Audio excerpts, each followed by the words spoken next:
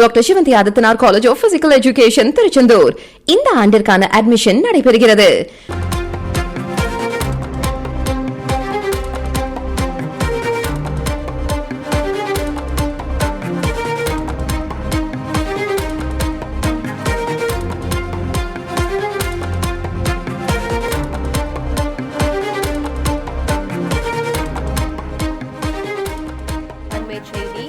பிரதமர் வருகையை ஒட்டி கன்னியாகுமரியில் விவேகானந்தர் மண்டபம் செல்ல சுற்றுலா பயணிகளுக்கு தற்போது அனுமதி மறுக்கப்பட்டிருக்கிறது.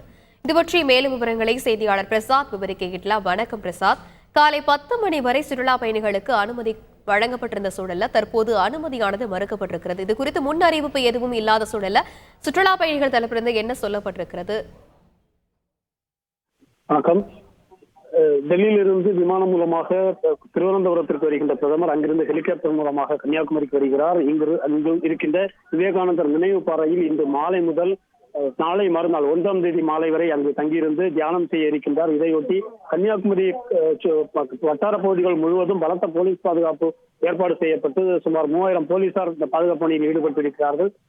அவர் ஹெலிபேடில் இருந்து படகு மூலமாக விவேகானந்தர் நினைவு பாறைக்கு செல்லும் நிலையில் அந்த படகு போக்குவரத்து நடைபெறுகின்ற இந்த பகுதியில் சுற்றுலா பயணிகள் படகு போக்குவரத்து செய்வதற்கு கடும் கட்டுப்பாடுகள் விதிக்கப்பட்டது.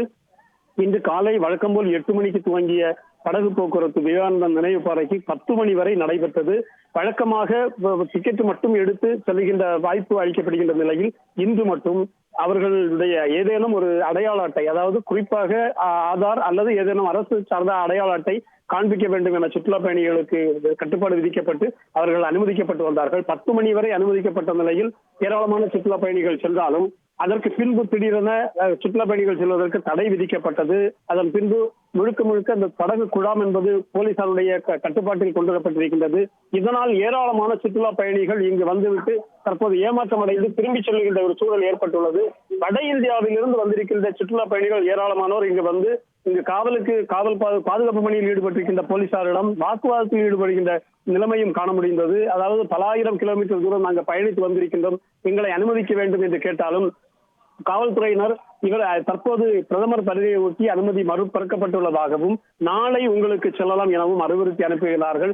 இருப்பினும் அவர்கள் தங்களுக்கு எப்படியாவது செல்ல வேண்டும் என்கின்ற ஒரு காத்திருப்போடு இங்கு நிற்கின்ற ஒரு சூழலும் ஏற்பட்டிருக்கின்றது. தொடர்ந்து தற்போது 5 அடுக்கு பாதுகாப்பு இங்கு இது பண்ணியிருக்கக்கூடிய சூழலில் தற்போது அந்த படகு குழாமும் 5 அடுக்கு பாதுகாப்பின் கீழ் கொண்டு வரப்பட்டு பொதுமக்களுக்கு அனுமதி மறுக்கப்பட்டிருக்கின்றது.